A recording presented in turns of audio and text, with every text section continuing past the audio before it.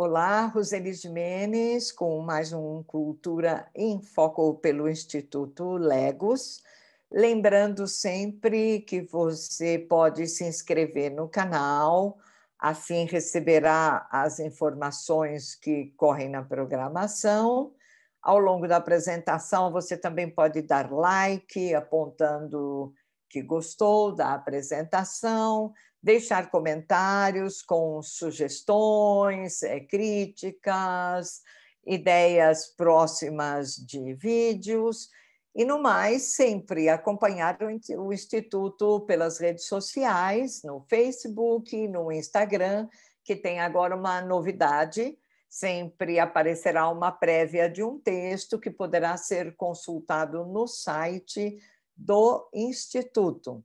São sempre textos e vídeos relacionados à saúde, à educação, às questões da linguagem e, claro, sempre tratando de temas da psicanálise e da psicologia. E, bem, hoje, não é, eu continuando aqui sempre a nossa cultura, não é? Eu trago uma série recém-iniciada, porque ela estreou em novembro de 2020. Eu estou gravando este material em 1º de fevereiro de 2021, mas é uma série que tem feito bastante sucesso, principalmente entre aqueles que são da área da psicanálise, da psiquiatria, da psicologia, e mesmo que você não seja, se você é estudante ou se você é um apreciador de séries, de cinema, de arte, eu acho que esse é um material muito interessante. E eu que sempre tenho dito por aí, não é, que séries me deixam ansiosas, acabo já ao longo do percurso trabalhando algumas, né? Trabalhamos aqui o Walking Dead com o professor Edi. Eu trabalhei ainda há pouco, né, o Gambito da Rainha, e agora Oito em Istambul, que na verdade não é, está simplesmente começando. Então, eu chamo a atenção para algumas coisas dessa série.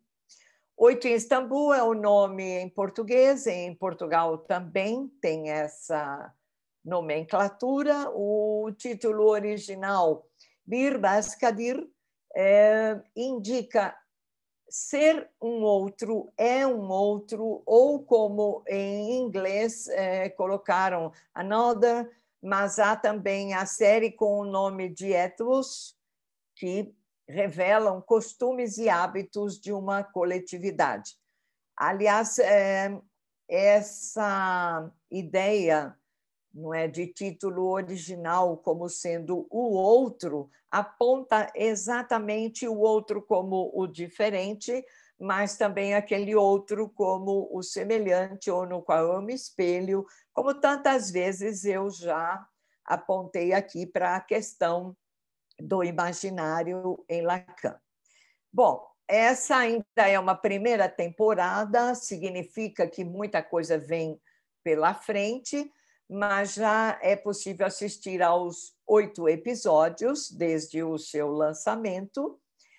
É uma série turca, dirigida por Berkun Roya, e em relação a todo um aparato cultural, nós temos aí a ideia de uma Turquia contemporânea, mas ainda convivendo com algumas das suas ancestralidades culturais. A imagem que vocês viram na capa inicial, como vem agora, é da personagem que eu vou chamar de protagonista, ou personagem central, porque ela é o fio condutor dessa série, é Meriam, e há ligações muito próximas dessa personagem, Meriam, com pelo menos mais duas. A analista dela, Peri, e a supervisora da analista Peri, que é Gulben, ou Gulben. Bem, este trio feminino é uma composição bastante interessante e principalmente para a gente pensar como se dá o processo de análise, lembrando sempre que falar é fundamental, não é? Não vou dar aqui spoiler, né? Mas quem já assistiu sabe, quem não assistiu saberá. É em torno disso tudo que a narrativa vai se desenvolver. Por outro lado, há as questões desses personagens femininos fortíssimos, há aqueles masculinos que mostram toda uma cultura voltada a este caráter, e que na Turquia é muito forte, como em outros lugares. Então, Yasin, que é o irmão de Meryem, Hoxha, que é uma espécie de ancião, nem tão ancião assim, mas uma espécie de sacerdote a quem ela segue e toma atitude só depois de falar com ele, e Sinan, que é um homem objeto de desejo dela, que é para quem ela trabalha. Essa personagem é uma de origem humilde, e ela trabalha algumas vezes por semana na casa de Sinan, não é? E há outras ligações com outras mulheres que vão aparecendo ao longo dos episódios. Aliás, muita gente desiste, a princípio, porque não é uma série hollywoodiana, né? É uma série mais lenta, com reflexões, o que lembra muito bem também essa questão do processo analítico. Essas múltiplas ligações aparecem, por exemplo, na cunhada de Meryem, que apresenta uma forte depressão, e a gente vai entender por quê ao longo desses episódios. Há também outras personagens, uma atriz, não é? Duas mulheres que se relacionam, e, enfim, há um enredar de personagens que vão mais ou menos sendo conduzidos pela protagonista em seu caminho pela análise. Bom, eu recomendo a vocês, aqui mesmo no Instituto Legos, um vídeo que fizemos sobre o filme também turco, O Milagre na Cela 7. Deixo aí o link para vocês. Por quê? Nesse vídeo, eu entro um pouco mais profundamente das questões da Turquia, das questões culturais da Turquia, da religiosidade, da bandeira, pena de morte, extinção de pena de morte, enfim, naquela que é uma cultura que tem aí um ethos, né? Um outro diferente, e por isso mesmo também mantém esta atração, essa identificação. No nosso contemporâneo, ao menos estamos em 2021, mas desde 2020, não é? A Turquia tem um presidente, esse que vocês veem na tela, e que tem tentado resolver questões da economia, questões dessa modernidade, dessa contemporaneidade que fogem a alguns elementos da cultura, principalmente na questão religiosa. São muçulmanos, em maioria seguem o islamismo, embora a chamada religião oficial da Turquia seja o secularismo, que aceita uma série de coisas que o islamismo não aceita. Entre outras coisas, e todas essas coisas podem ser observadas na série, a gente tem alguns rituais. Por exemplo, o chá, não é? Sempre presente, em qualquer situação. Aqui no Brasil tomamos um cafezinho, né? Lá essa presença forte do mundo árabe também, do ato de tomar um chá. Assim como essa é uma cena recorrente na minissérie, você vê várias vezes as pessoas entrando e saindo das casas, a cada vez elas tiram o sapato, deixam num armário, calçam chinelos. Então, essa também é uma tradição, e a gente vê o tempo todo Marian, por exemplo, quando vai e volta, usando esse ritual. Há também uma série de colocações que envolvem esta questão da cultura, não é? Não só do Islã, do muçulmano, da Turquia, mas com este contemporâneo que se percebe entre as personagens femininas que usam o véu, como Marian, por exemplo, e a sua analista, que se intitula Moderna e que não usa o véu. E, aliás, quando questionada sobre isso, ela diz exatamente: nós somos, ela e mais as pessoas, nós somos normais. E a gente fica se perguntando, então, quem usa o véu é anormal? Ou qual é o conceito de normal aí em relação à cultura? E para vocês terem uma ideia, que é algo também que, em relação ao Brasil, às vezes se torna importante, há várias paisagens aí de Istambul que relatam realmente uma cidade contemporânea, embora, como no Milagre da Sala 7, e aqui também na região em que mora Miriam, a gente tenha uma Turquia mais empobrecida, de pequenas vilas, de pequenos, enfim, de lugarejos. Bom, mais uma cena belíssima aí de Sofia, que é a grande catedral, não é? E eu diria, porque há vários olhares para qualquer obra de arte. E não seria diferente em relação a essa minissérie.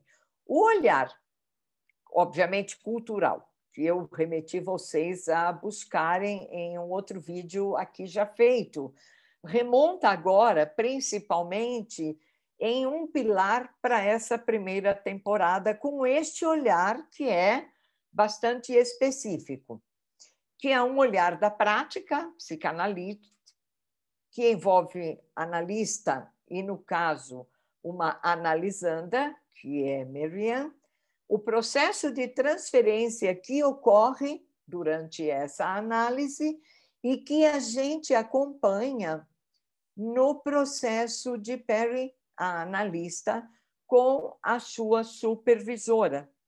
Então, nesse momento, a gente vê uma metalinguagem e observa como é que esse processo acontece, não é? O quão impactada a analista se vê frente à sua analisanda. Bom, nesse sentido, para aqueles que se interessam pela psicanálise, eu diria: você pode ver toda a minissérie ou a primeira temporada, estes 8 episódios, e, ao mesmo tempo, ler Freud, principalmente em O Mal-Estar na Civilização. O nome está praticamente dizendo isso, mas na minissérie a gente também percebe esse mal-estar que é causado pela civilização ou pela cultura, o que não quer dizer que haja ou não haja, sempre há cultura, mas há um embate entre esses elementos na série. E recomendo também, então, ao longo aqui da apresentação, já vou deixando as referências dos meus olhares para essa minissérie, não é? Então, Freud com o mal-estar na civilização e a dinâmica da transferência. A psicanalista, professora doutora Vera Rezende, acompanha este material e ela, com certeza, fará, não é, algumas apresentações para focar um pouco em detalhes esta questão da análise e, portanto, da transferência. Eu normalmente falo sobre esses temas, porque minha pesquisa é em semiótica psicanalítica, portanto, em linguagens que trabalhem a questão ou as questões da psicanálise, mas eu não sou analista. É a mesma coisa como comparar um cineasta e um crítico de cinema. Eu posso ser crítico de cinema sem ser cineasta. Assim, eu posso falar de psicanálise sem ser psicanalista. No entanto, para entrar em questões mais práticas, os psicanalistas, neste caso, falarão melhor sobre essa dinâmica da transferência que ocorre, porque ela ocorre entre a psicanalista e a sua analisanda Merriam. Bem, de uma maneira geral, eu já comentei, não é? O mal-estar da civilização, na verdade, na civilização, esta que é, não é? Este que é um texto de Freud, acaba colocando o ser humano numa talvez relação e não contraposição entre ou em relação aos animais, partindo da civilização. Um pouco aquela história do cru e do cozido, não é? Ora, ele mesmo diz aqui, no caso, tirando ideias de Freud, a civilização se apresenta como algo que domina a natureza humana pela vontade do próprio homem. Então, todas essas regras, esses elementos regulatórios, são eles que conduzem as relações humanas. Ora, é muito simples ver isto na minissérie, partindo deste antagonismo, por exemplo, de cultura, entre as mulheres que usam o véu e as que não usam, e desse mal-estar casado, não é? Porque às vezes é impossível falar, se manifestar, e a fala acaba sendo este elemento civilizatório também. No caso da transferência e da contratransferência, que são duas coisas que acontecem na minissérie, eu também vou contar aí com a ajuda da psicanalista Vera Rezende, mas, de qualquer maneira, havendo uma transferência, quer dizer, há um desejo do analisando em relação ao seu analista, não é? E esse é um item obrigatório no acompanhamento de uma análise. Também pode acontecer, não estou dizendo que sempre aconteça, a contratransferência, que não é o analisando se espelhando no analista, mas é o analista, não é, se espelhando e ficando muitas vezes desconfortável com algumas coisas que o seu paciente suscita. Então, quando lembramos da minissérie, muitas vezes a Merriam nunca responde às questões da analista e, quando indagada, ela sempre tergiversa, não é? E, de uma certa maneira, ela provoca nessa analista algumas das coisas que pareciam estar adormecidas dentro dela. Essa, por exemplo, questão cultural do uso do véu é uma delas. Bem, além de Freud, a gente também pode, para entender, como eu disse, quem é da área conhece esse métier, né? Então, psicólogos, psicanalistas, analistas, sabem, conhecem esse procedimento de uma análise. No entanto, muita gente é leiga nesse assunto, não é? Daí as indicações com algumas leituras que poderão ajudar. Aos estudantes, por exemplo, de psicologia, eu considero que seria saudável começar leituras, até para poder aproveitar melhor a minissérie, Embora, como eu disse, eu vou repetir, é possível assistir a minissérie sem conhecer nenhum desses conceitos. Mas Lacan tem um texto que é a direção do tratamento e os princípios do seu poder, quer dizer, do poder de tratamento. Nós sabemos que se trata de um tratamento. Um analisando procura um analista quando precisa de um tratamento. Acontece isso com Marian. Ela é indicada a fazer a análise por um médico que percebe alguma coisa em desacordo, em não harmoniosa. Por exemplo, o fato de Marian ter desmaios.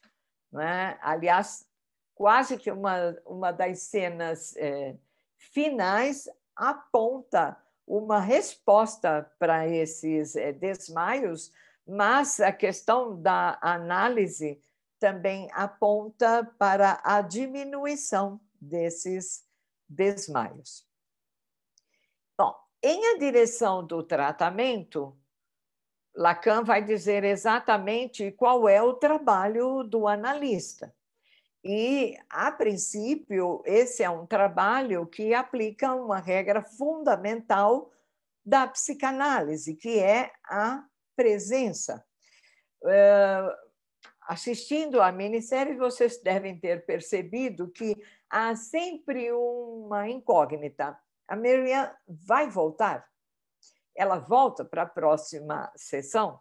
Então, nesse sentido, essa presença de analista e analisando é o princípio da direção do tratamento. Se isto funcionar, o tratamento também funcionará, como a gente vai ver na figura da Marian. Bem,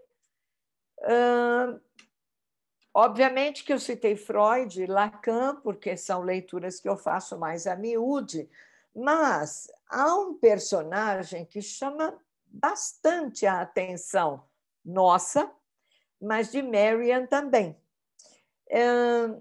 Quando Marian tem qualquer problema de saúde ou de dúvida, mesmo existencial, ela procura o Odia, não é? Como eu já citei, que é uma espécie de ancião, sacerdote que acompanha a comunidade.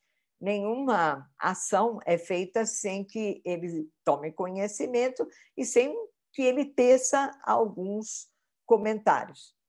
É interessante porque várias vezes, não só quando Marian o procura, mas quando outras pessoas o procuram, ele faz uma alegoria sobre a flor, não é? A flor que está lá no mundo, digamos, real, que tem cheiro, tem uma textura de natureza, com flores que estão num vaso, são flores de plástico. Então, fica bastante implícita, estudaria um outro vídeo, né, sobre essa questão do que é real, do que é virtual, daquilo que importa e daquilo que não é tão importante. E, em algumas vezes, este sacerdote, digamos assim, além de aconselhar, ele tem uma intimidade familiar com as pessoas, não é? Então, ele mesmo tem uma filha que está longe de seguir os preceitos do islamismo. É ela a personagem que eu disse que se relaciona com uma outra mulher, algo um tanto impensável para a Turquia, mesmo para a Turquia contemporânea. E, de qualquer forma, ele tem dentro de casa esse conflito. Assim como, apesar de ele dar vários conselhos, inclusive sobre a morte, ele fica completamente à mercê do abandono quando ele perde a própria mulher, que morre por um problema no coração.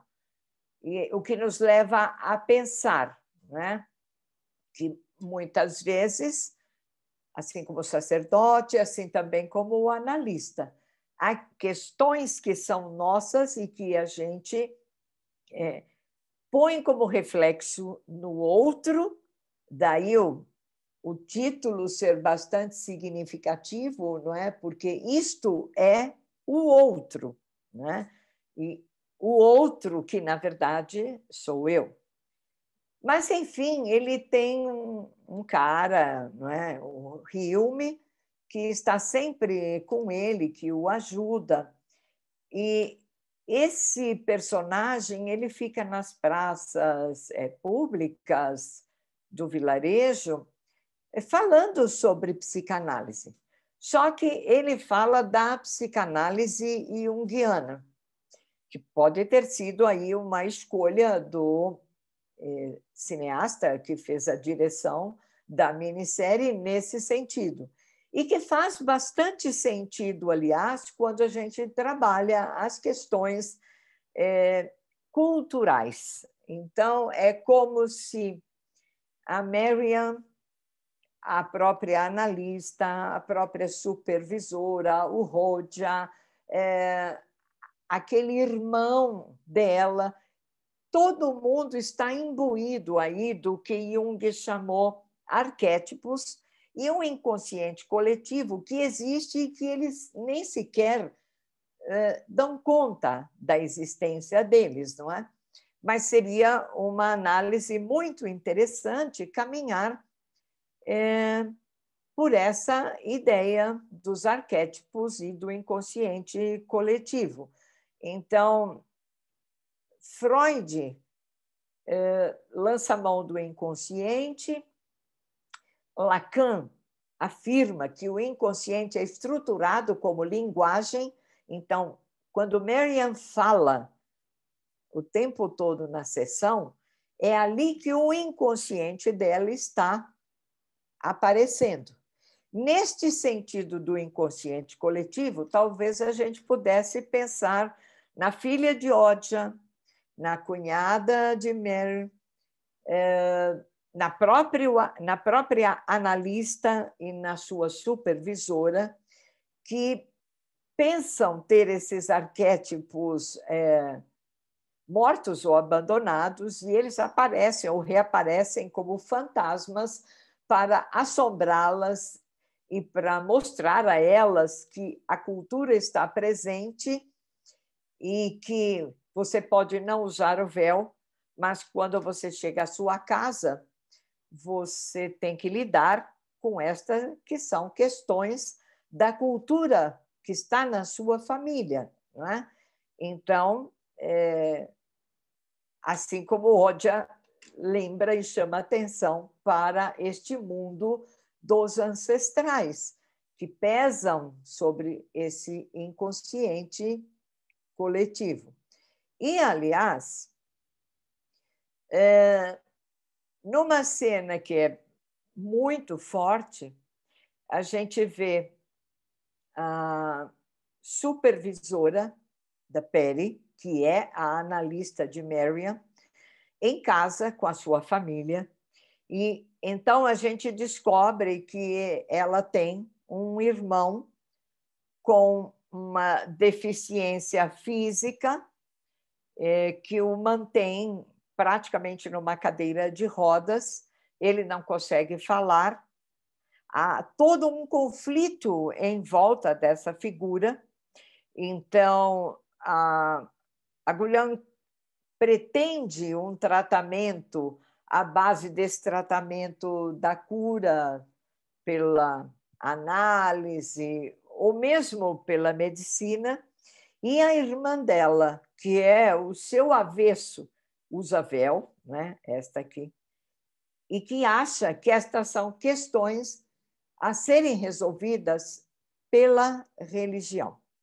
Então, com as orações, com o culto que fazem a Alá e tantas outras. Então, Por isso também o texto de Freud, O Mal-Estar na Civilização, é importante, porque há nesse texto uma discussão entre a questão da psicanálise e a questão da religião.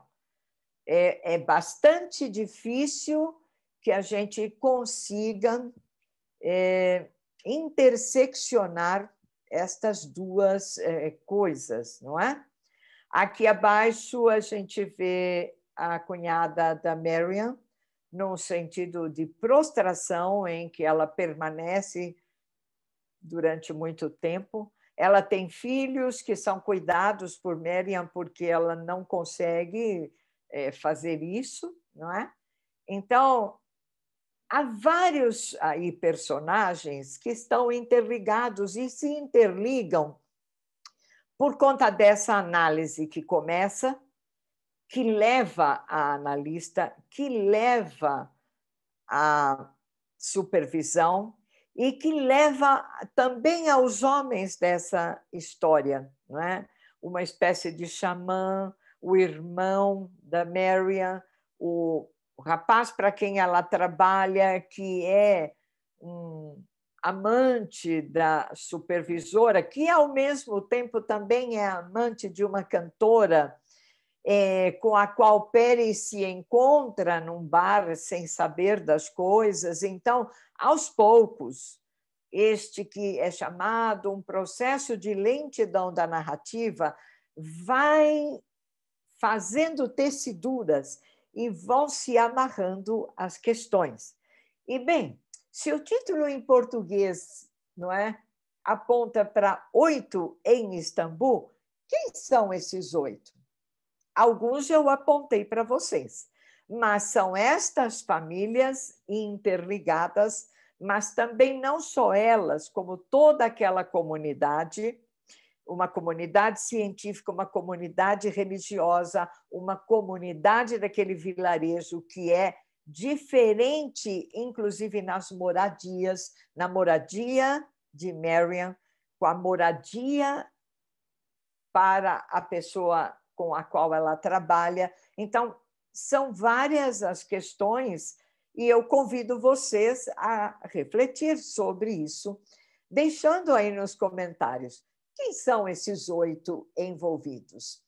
Quais mais são 8 envolvidos nessa narrativa? Muito interessante. E para deixar a curiosidade no ar, não percam, professora doutora Vera Rezende, ela vai falar sobre várias coisas. Ela vai falar sobre a questão medicamentosa que aparece em Dor e Glória, que é um filme já analisado aqui. Essa mesma questão que aparece também em O Gambito da Rainha, analisado aqui. E nas duas, toda uma questão das perdas, que eu também já comentei em Dor e Glória, em O Gambito da Rainha. Bom, eu vou ficando por aqui, esperando comentários, likes e inscrição no canal para poderem sempre acompanhar a nossa programação. Até logo mais!